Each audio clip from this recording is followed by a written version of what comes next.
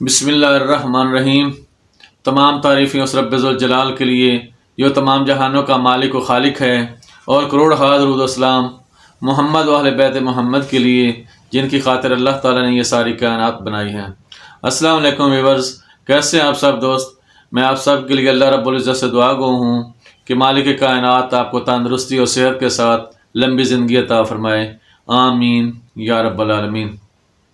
میں ہوں ڈاکٹر حکیم سید شاہد عباس نقوی بخاری، السادات دواخانہ ساہیوال، پنجاب، پاکستان۔ دوستو، ہمارا ٹاپک چل رہا تھا سینے کی بیماریاں، اور آج ہم جس موضوع پر بات کرنے لگے ہیں اس کو طبی نام ذات الریح اور انگلش میں نیومونیا اور عام نام نمونیا یا سینے کا ورم بولتے ہیں۔ یہ سینے کا گرم ورم ہوتا ہے، پھیپھڑوں کا ورم ہوتا ہے۔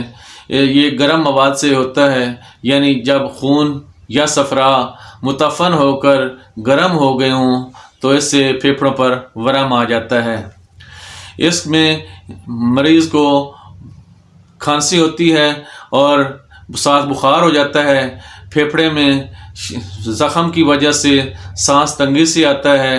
پھیپھڑوں میں ورم ہونے کی وجہ سے مریض کا چہرہ سرخ ہو جاتا ہے، آنکھیں سرخ ہو جاتی ہیں، پپوٹوں میں ورم آ جاتا ہے، منہ خشک ہو جاتا ہے اور مریض کو پیاس کا غلبہ ہوتا ہے۔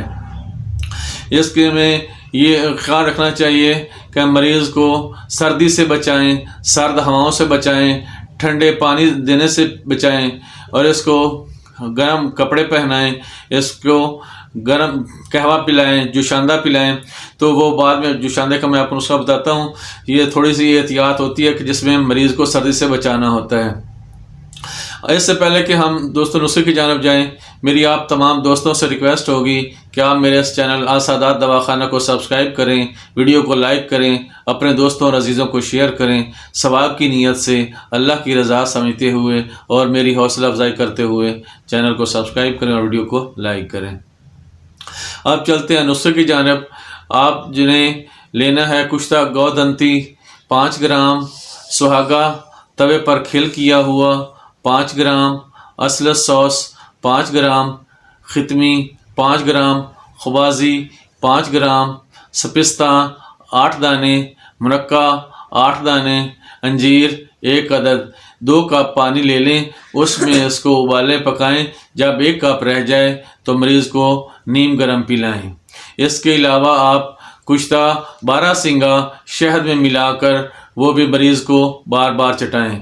مریض کو سردی سے بچائیں اور وکس کی مالش کر کے مریض کو گرم کپڑے پہنائیں، اور اگر ممکن ہو سکے تو مریض کو پاس ہیٹر جلا دیں تاکہ مریض گرمی محسوس کرے۔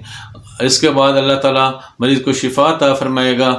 مالک کائنات آپ کو تندرستی اور صحت کے ساتھ لمبی زندگی عطا فرمائے، اور آپ میرے لیے دعا کریں کہ اللہ تعالیٰ ہم سب کو ایک دوسرے کے لیے آسانیاں پیدا کرنے کی توفیق عطا فرمائے، آمین یا رب العالمین۔